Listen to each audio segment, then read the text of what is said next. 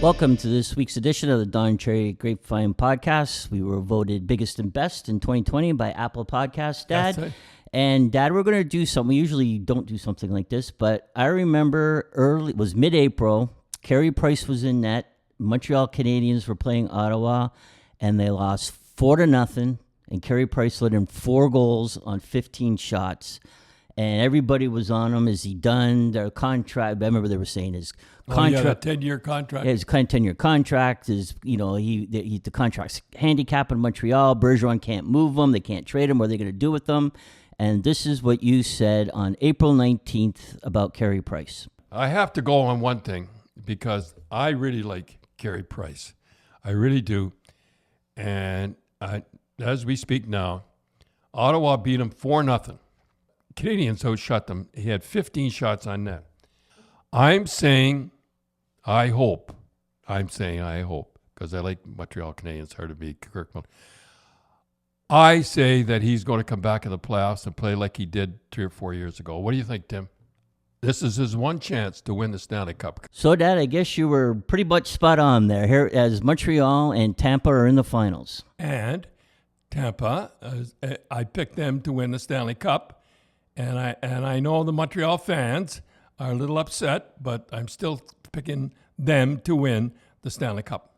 Yeah. It was funny, Dad, watching let's talk a little bit about Montreal and Vegas. And I remember, I think 2 shows ago, I asked you, I said, Vegas really hits. Montreal kind of hits, but not like Vegas and Colorado.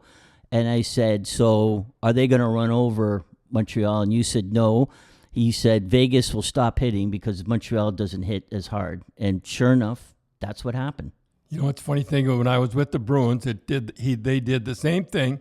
They'd start off, and we'd have terrific series against Philly or something, and Philly had hit back, and it was terrific. And then we'd play some team that didn't hit, and we'd fall right into their trap. But you always used to say, and then unless someone woke you up, Well, I used to wake them up. Don't. And I used to have the second and third and fourth line all the time. They would play more than the first line, because the first line I never had first, second, or third or fourth. How about the? I have to admit one thing. How about the fourth? They call it the fourth line of Sedidas, Clutterbuck, and Martin. I know they're gone now, but that's the second line if I've ever seen one. Yeah, well, they start. Barry Trotz starts them every period. I have to tell you, again, when I do the Bruins, I used to, why would they start Martin? Why would they start those guys? And I'll tell you why. I used to start the biggest guys on the team. I'd start Terry O'Reilly, which was 6'2", he was on the right side. I'd start Mike Milbury, he played the left side on defense. And then I'd play John Wensink with 6'2", and then I'd play Peter McNabb in the center with 6'4", and then we'd have the superstar Park on the right side. Because what happens is you're sitting on the bench and you look out and you see those big guys. I thank you very much, Tim, for playing that just to show how smart I am.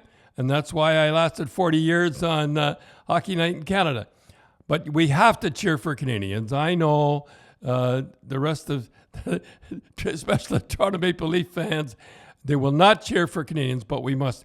We have 15 Canadians playing for the Montreal Canadiens, 15 of them. Actually, 16. 16? Yeah. Oh, all right, 16. And only one from Quebec, and the rest of them are from Ontario and out west, BC. Out west and out west, and so Tampa, we have. And Tampa's got 15 Canadians. I don't know how many Canadians Tampa's got. No, they have 15. I counted them. They have 15 They have too? 15 Canadians, 6 from Ontario. Well, get out. Yeah. Don't tell Leafs that, Because don't tell the Leafs that because that says something. I don't know what, but it says something. I never can understand the Leafs. They go out and they pick up free agency, and they're all from Ontario, and then they draft all foreigners. I mean, I hate to say it, they are foreigners. And well, here's the one thing, Dad. You and we talked a little bit. We're getting off at a tangent here, but let's face it: the two guys that are the young guys are really playing well for Montreal. But Perry and Stahl. I think Stahl's got 8 points. Perry every game he's in the middle of all the action. He's a mean guy. But they play. They take pretty much a regular shift. Well, Simmons was playing here pretty good till he broke his thumb. Right, but in the playoffs, Joe Thornton didn't take a regular shift, and a big guy like that, it's kind of tough for him to sit on the bench. And now they're saying, "Well, we don't want him back. We don't want him back. He never played." Right, and they didn't play Simmons. He didn't take a regular shift. And the only guy that really kind of took a semi-regular shift who was older was Spezza, and look what he did. Yeah. And and I think I wonder if Dubas and they did that more for show than anything, because I look and you look at Montreal and those guys are playing and they're killing penalties. They take a regular shift. Yeah. Perry plays the power play in times, but Stahl got a couple of winners. Yeah, Stahl he's doing good. Jake Allen, I have to mention Jake Allen. He'll never be mentioned if I don't mention him. He took all the abuse and got them into the playoffs. And well, you wonder if that'll be the strategy next year, because they're going to be in a tough division next year. Like, just get us in. Carey Price plays 40 games, and Jake plays 40. He's over 30 now. Plays 40 games, and just get us into the playoffs, and we'll see where it goes from there. Now, if you people that watch television and didn't notice what's going on, I noticed that a few things were said, and you're wondering. I know you were wondering. First of all, we'll go Martinez. I couldn't believe, and I have to. Tim, you were the one that spot this out. Is that he put the puck? If you remember, he got the puck. It was a big goal too. It was the first goal, I think, wasn't it? First or second, yeah. Yeah, first goal of the last game. Yeah. Yeah, and he threw it up the side, and I thought, holy. Well, right to Shea Weber, and he walked in and he just blasted it. Blasted it. I said, a guy like Martinez. I mean, this guy is a good hockey player. Mary L.A. got the overtime winner. Yeah. Yeah. I mean, he's a good hockey player. Yeah, because you look and you go, he's not chicken, so it's not like a guy was going to hit him. He would have taken the hit, and he put it right on his stick. Right. Like, what was he thinking? That's what everyone was thinking. You know what? He wasn't thinking of anything. His stick broke in half. Oh. Yeah. And if you look at it, you'll see that he doesn't have a stick. And boy, I know it sounds ridiculous when you don't have a stick and you're a defenseman. You just don't feel right without a stick. Yeah, well, he couldn't kind of hook the guy or whatever. But if you look, it broke right in the middle. So that's when because it looked like he was trying to rifle it. Yeah, and he was leaning on it, and it snapped. What is that guy? Anyhow, he broke his stick. Wasn't mentioned. Now, one other thing I'd like to say: everybody was on Fleury, and that was a big goal that when he went behind the net could have cost him the series. Yeah, and he put the puck out in front of the net. And remember, you remember the puck was going behind the net. It hit something on the boards, hit his stick. It come out in front, and I think it was Anderson put the puck in. Big goal. Tied it up with less than a minute to go. Yeah, a minute to go. And everybody is really ripping him. Now, what game was it? I forget. I guess it was the last game. It was the last game. Yeah, so game 6 in Montreal. So the puck is going around the same way, and it's going to Lettinen. How do you pronounce his name? Lettinen, yeah. Lettinen. And the puck comes to him. It hit something hit the same little thing that was sticking out. And they when they go around the bottom of the boards, they have they screw it in.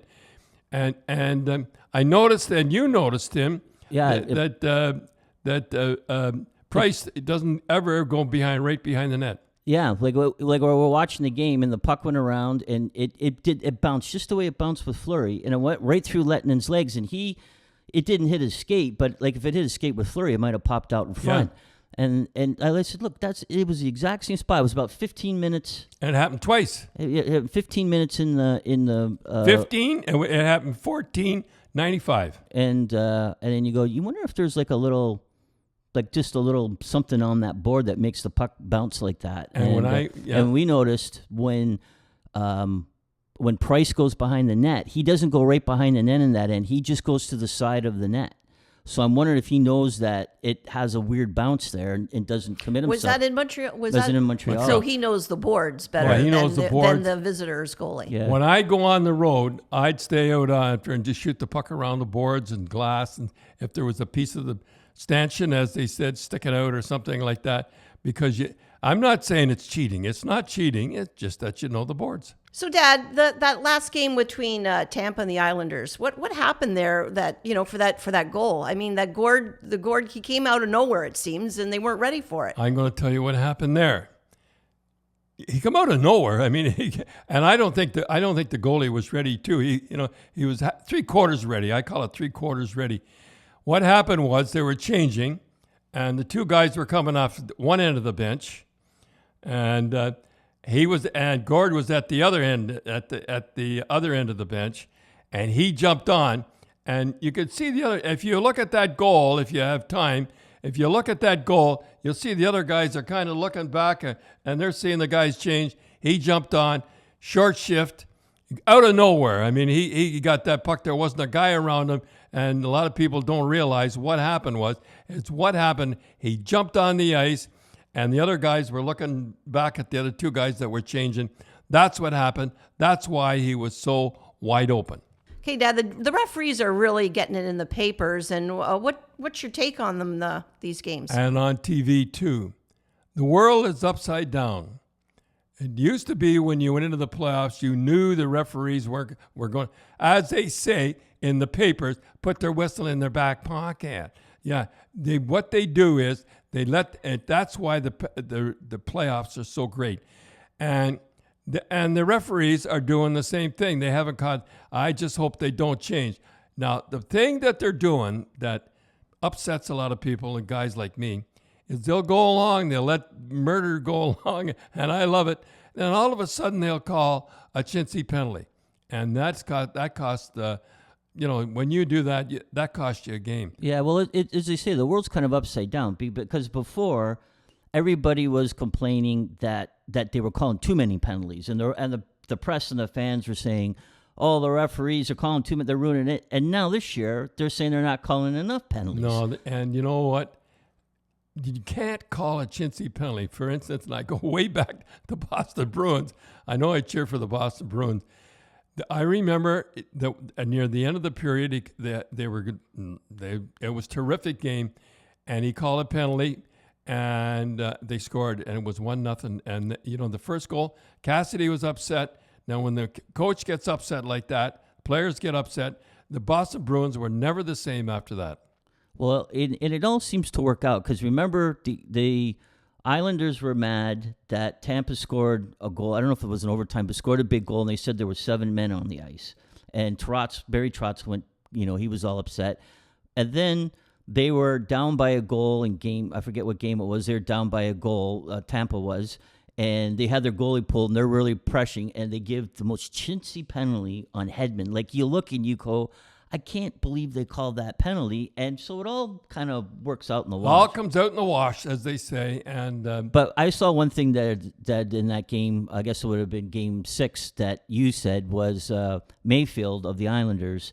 He really gave a nice short little cross check to Kucherov, and look, he might have broke his ribs. But you said he cross checked him just the way you say to cross check a guy. Don't make a great big cross check because the guy will fall down. You take a little short one, and and you just got to find the right spot. That's an awful thing to say. But you have to know how to cross-check. You got him right underneath, right underneath. I don't want to talk anymore about it. All right. Okay, we won't talk about how to play dirty and cross-check guys anymore. Dad, we'd like to thank our sponsor, Spreads.ca. It's a Canadian-owned casino and sportsbook. It's tailored to Canadians, which I always like because you can use Canadian money. Use the promo. And it stays here. The money stays here. Right. And use the promo GRAPES, and they'll match your first deposit up to $500. You get a bunch of spins on the big wheel to win some big dough. And then on your first sports bet, they'll spot you $25. So I'll tell you one thing. If you would have bet Montreal at the start of the playoffs and put $100 down, you'd be getting about $10,000 back if they win. Tell him it's Tim. A guy wants to make a bet, and he doesn't. He's a dum-dum like me.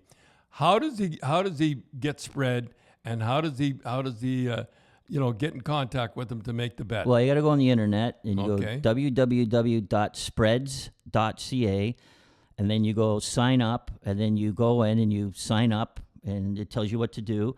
and then you deposit the money into your kitty, I guess, that's holding there, and it tells you how much money you have that you put. And then you go to sports, and then they have every sport you can think of, every sport that you can bet on. And then you would hit NHL hockey, and you can bet on the games, you could bet on who's going to win the series, and then they have unders and overs, and then they have prop bets. So you can bet, Montreal's going to win in regulation, Montreal's going to win in overtime, who's going to score, First goal, do they have the first goal, race to 3, who's going to get the first 3 goals, or who gets the goals 3 first, so all that stuff. But if I was betting, I would bet the under and over is always 5.5. So I would bet that, meaning that is the team's going to score 6 goals, or are they going to score 5 goals total? So I would bet with the 2 goalies in the finals, I would bet under. Yeah, you're telling people how to bet. Yeah. No, that's good. The 2 good goalies. So, okay, Dad, who are you saying? Who you pick them? You said you're picking Tampa. I at the start, you played something at the start. I picked Tampa to win the Stanley Cup at the start, and I'm still sticking with Tampa, and I'm sure they win. I'm not saying that Price will play bad, but Tampa's too. They know how to win, and Khrushchev, I don't know. He must have froze him up and everything. He was there, but he got a little rest. I think he'll be okay. So, Dad, there's some very sad news for the hockey world and for the Cherry family. Rene Robert passed away. Yeah, and he sure liked the family. He was at the family all the time, and you were one of his favorites, didn't he? Well, I remember he was one of Blue's favorites, yes. too. I remember he used to come in all the time, and Blue wasn't the friendliest dog. I mean, she picked and chose who she enjoyed, whose company. And I remember Rene would come in, and they would just smother him with kisses. I don't know. I think it must have been. I started to think it was Blue his is a female. aftershave. Yeah, Blue is a female. Yeah, but Rene looking. always smelled well, so I think it might have been the Yeah, he looked aftershave. good, So too. one time he came over with a bunch of friends over, and he called Blue and he snapped his fingers, which was a big mistake with Blue. You don't snap your fingers, right? And then she didn't come. She just looked at him, and he snapped, and he walked away and sort of embarrassed Rene. Oh, wait, Blue, what's the matter? It was Blue like me anymore. I said, yeah, "No, it you was snap your funny. finger." It was funny. And I He's a great remember, guy. I remember Blue looking at me and says, "Who the is this guy think he is?" Snapping his fingers at me and turned around and walked back. I think I mentioned that before in our movie when Jared Kiso, who played you and all that, Blue was underneath the table. There was a scene, and I was there when they were filming it, and Jared was snapping his fingers at Blue, and I said, "Oh, I got to do quality control." I says, "Dad would never snap his fingers at Blue," so they had to do the whole scene over again. I said, "Jared, don't snap your fingers to Blue." Well, Rene was he was a good-looking guy. Oh boy, was he ever! And he was on that French Connection line, and that was the big back in those days. Well, yeah, he was.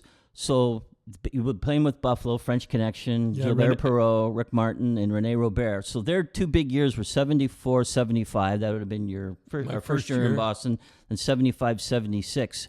In those 2 years, that line combined for 577 points.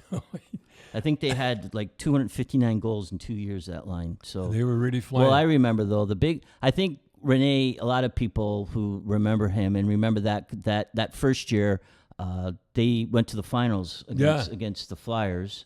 That in the fog, and that was Lorenz. I think that was the year he hit the bat too.